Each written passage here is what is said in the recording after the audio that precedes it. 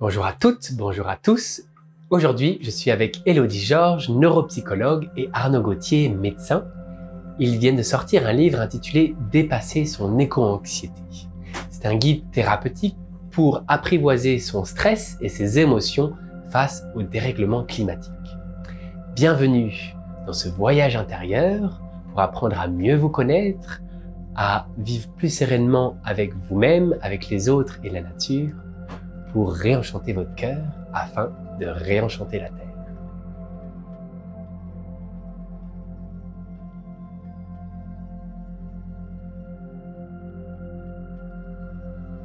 Bonjour Élodie. Bonjour Arnaud. Bonjour. Je suis très heureux d'être ici, chez toi Élodie, et de se retrouver aujourd'hui pour parler de votre nouveau livre, Dépasser son éco-anxiété, aux éditions Erol. Ouais. Et c'est un livre qui vient de sortir en juillet 2024 dans toutes les bonnes librairies. Moi, je ne connaissais pas le terme éco-anxiété avant que je voie le livre, avant que vous m'en parliez.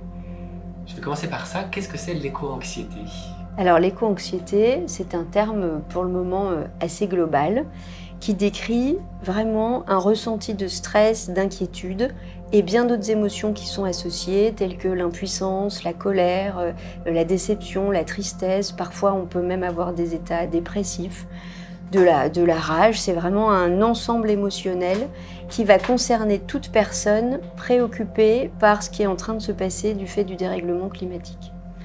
J'ajouterais deux choses, des notions qu'elle a déjà un peu dites, mais la notion d'impuissance et d'imprévisibilité. On sait qu'il va se passer quelque chose, mais on ne sait pas quoi, et on est impuissant par rapport à ce qui va se passer. Est-ce que c'est un phénomène nouveau ? Alors c'est un terme qui a commencé à être employé autour de 1970 et vraiment on l'emploie davantage depuis les années 2000, encore plus depuis le travail d'Alice Desbioles. Ce terme, il a vraiment pour vocation de décrire le ressenti émotionnel de ces personnes-là, chez lesquelles la préoccupation pour l'environnement prend une place psychique énorme, au point d'être envahissante, de créer des pensées, des comportements, des émotions, des inquiétudes qui peuvent jusqu'à aller vraiment à la paralysie. En fait, on assiste à une succession de crises, la dernière étant les crises sanitaires, politiques, économiques. Et au milieu de tout ça, on a la préoccupation environnementale qui devient de plus en plus au cœur des sujets, mais qui en fait est existante depuis des décennies. Et à l'heure actuelle, ce qu'on retrouve, c'est vraiment dans une population plutôt jeune, parfois même depuis l'enfance. Il y a des patients enfants qui présentent ce type de symptômes. Alors on a quand même une population entre 25 et 35 ans, même depuis 19 ans, qui semble être plus touchée par cet état. On peut parler d'état quand on parle d'éco-anxiété. Et vraiment, ça vient décrire un type d'anxiété qui est très particulier parce que ça n'est pas comme une phobie, d'une surgénéralisation d'un élément qui serait anecdotique, mais qui vous angoisse parce que vous surgénéralisez la propension qu'il a de se produire. Là, on est face à du stress lié à un événement qui va se produire. C'est-à-dire que l'immigration de masse, il va y en avoir, le dérèglement depuis plusieurs décennies, on a tous les effets au premier plan, et il y a une forme d'impuissance et je crois de ressenti de non-action et d'inquiétude qui émerge et qu'on décrit dans cet état d'éco-anxieux. Le terme d'éco-anxieux, pour le moment, il est celui qu'on emploie dans les domaines de la psychologie, de la sociologie, mais il ne qualifie pas tout le bagage émotionnel parce qu'on sait maintenant, au regard de certaines études récentes, qu'il y a vraiment une question de colère qui est sous-jacente. Et d'ailleurs, il y a des études, sur ce sujet. Il y a des études internationales, donc il y a deux grandes études qui sont sorties en 2021, dans The Lancet et dans Nature, qui ont bien montré que c'était plutôt les jeunes qui étaient impactés par l'éco-anxiété. Puis il y a des études un peu plus récentes, notamment françaises, dont les premiers résultats en fait montrent qu'il y a peut-être au final plusieurs populations dans les patients qui sont éco-anxieux, et on va avoir les patients qui vont être un peu paralysés et qui vont avoir un envahissement tel qu'ils ne vont pas pouvoir se mobiliser par rapport à toute leur symptomatologie. Et puis on a des patients qui vont être un peu plus en colère, qui eux vont être plutôt un peu les éco-motivés et qui vont arriver à s'engager pour l'environnement et à faire des choses. Voilà. Mais pour l'instant, on est encore aux prémices, il faut encore d'autres études pour pouvoir mieux qualifier ces différentes populations qu'on regroupe sous le grand terme de l'éco-anxiété. Parce que ce qu'il faut bien noter, c'est que dans l'éco-anxiété, on a tout un continuum de symptomatologie qui vont des petites émotions qu'on peut ressentir, des pensées intrusives, jusqu'à la dépression et l'exclusion sociale. Et justement, est-ce que vous pourriez me donner un ou deux exemples de quelques personnes qui ont ces cas d'éco-anxiété, qui sont des cas dans tout ce continuum, voilà, pour qu'on se rende compte de comment ça peut se matérialiser au quotidien chez quelqu'un? Bien sûr. Ce qu'on a pu observer pour le moment, c'est qu'on va retrouver ces symptômes chez des patients qui ont un fond anxieux de base. Par exemple, un patient qui a déjà tendance à construire dans sa tête psychiquement des hypothèses de scénarii qui n'arriveront jamais et qui va y croire très fort, ça va le paralyser, déclencher des attaques de panique, etc. Cette personne-là, elle peut présenter une éco-anxiété. Donc voilà, par exemple, elle va être très en colère de voir son voisin qui n'applique aucun geste éco-responsable. Et puis ça peut aller jusqu'à l'idée de se dire « moi, j'aurai pas d'enfant parce qu'en fait, on est suffisamment nombreux ». Et on va retrouver également, a priori, ces symptômes-là chez des personnes qui n'ont pas forcément de fragilité psychologique à la base, qui ne sont pas sur des structures ou des personnalités a priori pathologiques, et qui se mettent comme ça à développer, du fait de la conscience environnementale, des modes d'information, etc., des symptômes de l'éco-anxiété. En cabinet, on en reçoit en fait de plus en plus. Et voilà, une des questions, c'est aussi de se dire, dans notre sensibilisation, qu'est-ce qui va être percutant, qu'est-ce qui va être de l'ordre de la psychoéducation et qui va donner envie d'agir de manière constructive, et qu'est-ce qui au contraire va trop angoisser et presque inhiber ou paralyser, un peu comme la photo du poumon abîmé sur le paquet de cigarettes pour lequel on sait que ça n'a aucun effet parce que les gens l'ont vu et l'ont revu et que le cerveau ne traite plus l'information. En fait, on a du coup, du fait de cette sensibilisation-là et des modes d'information, par exemple des enfants, qui vont arriver à 9 ou 10 ans et qui vont pleurer à chaudes larmes s'ils n'ont pas éteint l'eau pendant qu'ils se brossaient les dents, ou avoir une conscience accrue de ce qu'ils déjeunent à la cantine, de tout ce qu'ils constatent autour d'eux. Et souvent, ces patients-là vous décrivent leurs préoccupations. Et là, la particularité de l'éco-anxiété, et c'est ce qui fait réfléchir à la prise en charge adaptée derrière, c'est que ça n'est pas une construction psychique, ça n'est pas que le fruit de biais cognitifs, c'est la description d'une réalité. Finalement, il y a des éco-anxieux qui sont éco-réalistes. Oui, c'est ça aussi. Donc il y a une pluralité de symptômes. Tu as d'autres cas cliniques en tête peut-être? Oui. Oui. Je pensais au cas clinique de Clément, par exemple. Oui. C'était un jeune. Il a fait des études assez généralistes et puis à un moment, il s'est plus ressenti dans la société. Donc il s'est plutôt tourné vers des métiers plutôt manuels, donc menuiserie. Et puis c'est à ce moment-là où il a commencé à devenir un peu éco-anxieux, à s'intéresser fortement à toutes les questions environnementales et à tomber dans le trait. Il y a un des comportements dans l'éco-anxiété qui est l'hyperfocalisation, où on va chercher à avoir un maximum d'informations sur la thématique et on va s'exclure un peu de notre groupe social parce qu'on va être hyper dans la recherche d'informations et dans la transmission et on ne va pas comprendre pourquoi les autres ne font pas comme nous et du coup on va in fine les rejeter parce qu'on ne va pas se reconnaître dedans.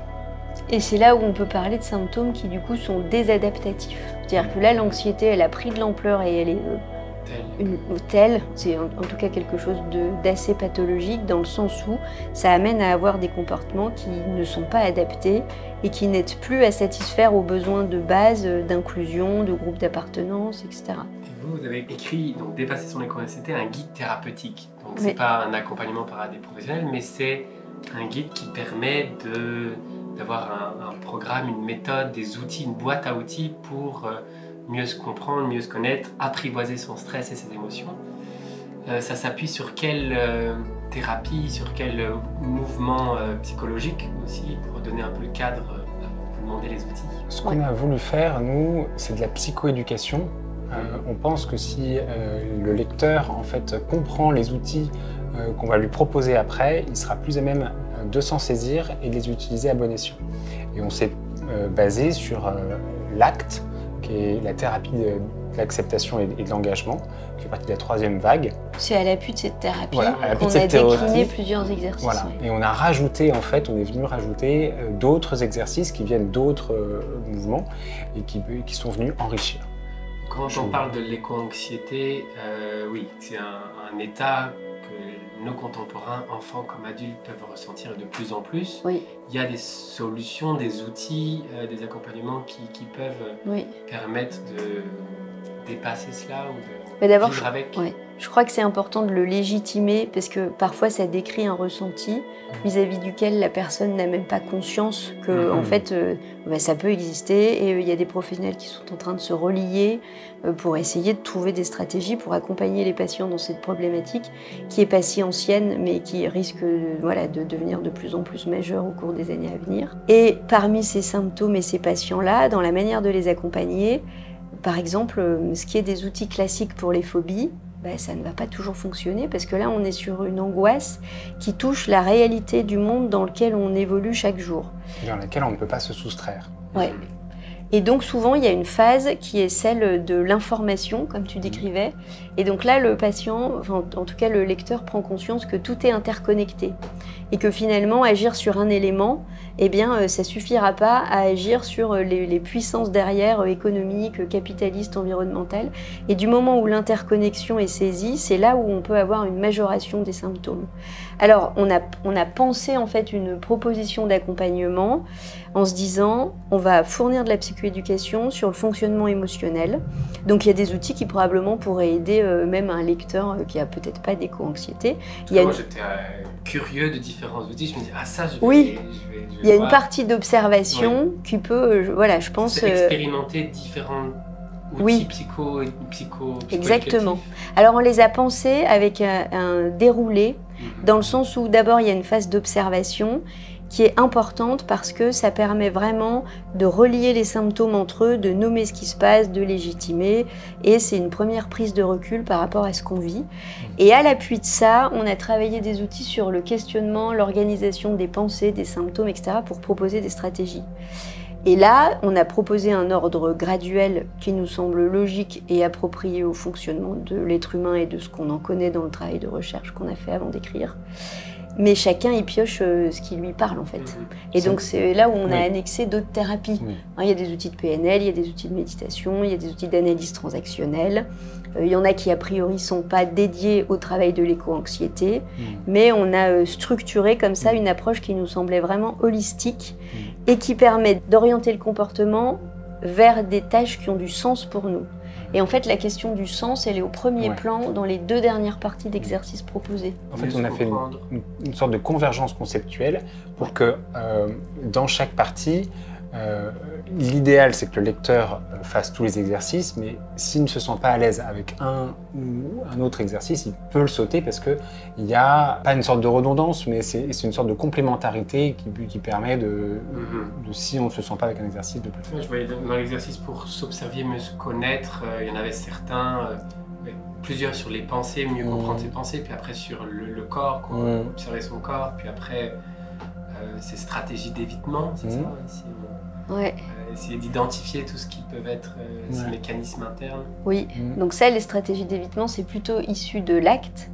Et l'idée, c'est de se dire, au lieu de lutter de toutes ses forces contre la souffrance et ce qui nous fait de la peine ou ce qui nous angoisse, on va l'observer, l'accueillir. Alors attention, le lâcher prise, ça veut surtout pas dire on subit et on ne fait rien. C'est bien loin de ça. C'est je prends du recul pour observer, je sors de la rivière, je fais un pas de côté, quoi. Je prends note de tout ce qui se passe. Si c'est trop envahissant, évidemment, on propose d'autres outils pour faire baisser la charge anxieuse. S'il y a des attaques de panique, on va trouver des outils de respiration, etc. pour travailler sur les attaques de panique.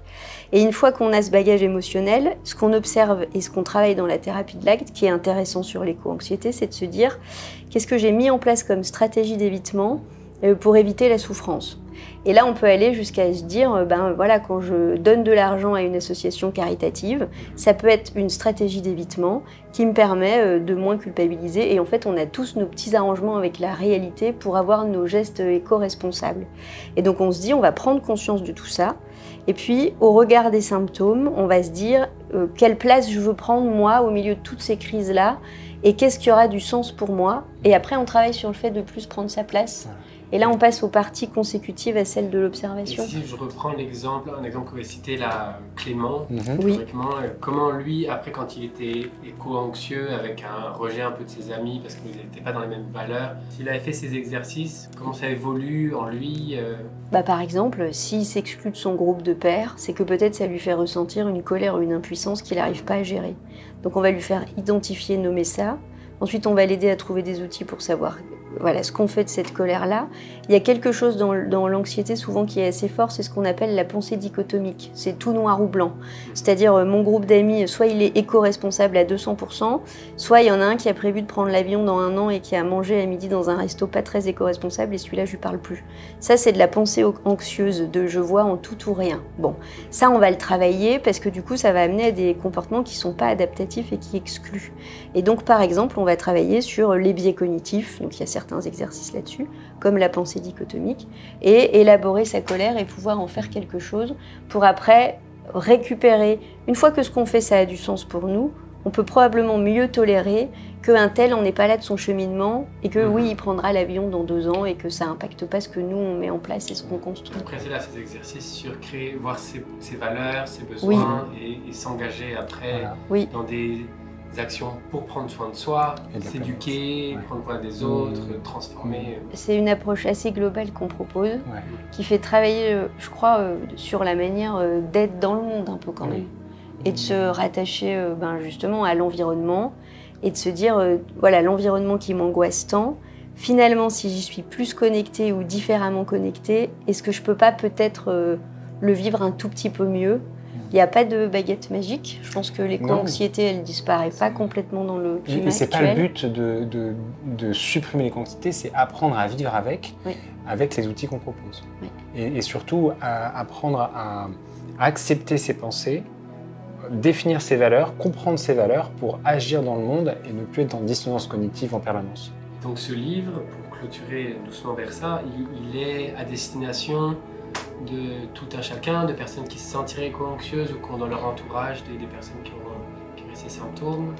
Oui, de toutes les personnes qui sont éco-anxieuses, mais même plus largement pour toutes les personnes qui sont sensibles à l'environnement peuvent être intéressées par ce livre parce que, comme on l'a dit, c'est une approche très holistique et ça permet de se questionner sur soi-même, de redéfinir ses valeurs et après de s'ouvrir sur le monde. C'est une réflexion sur qu'est-ce que le contexte environnemental global me fait vivre.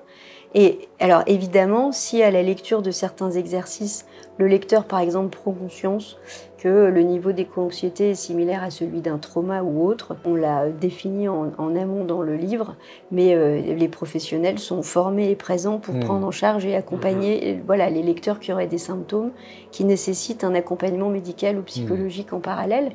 Mais je pense que chacun peut épuiser des outils et que vraiment la destination peut être assez large parce que c'est une réflexion. D'ailleurs, prendre certains outils à faire de façon personnelle ou en couple, c'est des bons outils pour mieux apprendre à se connaître, plus intègre avec ses propres valeurs, actions.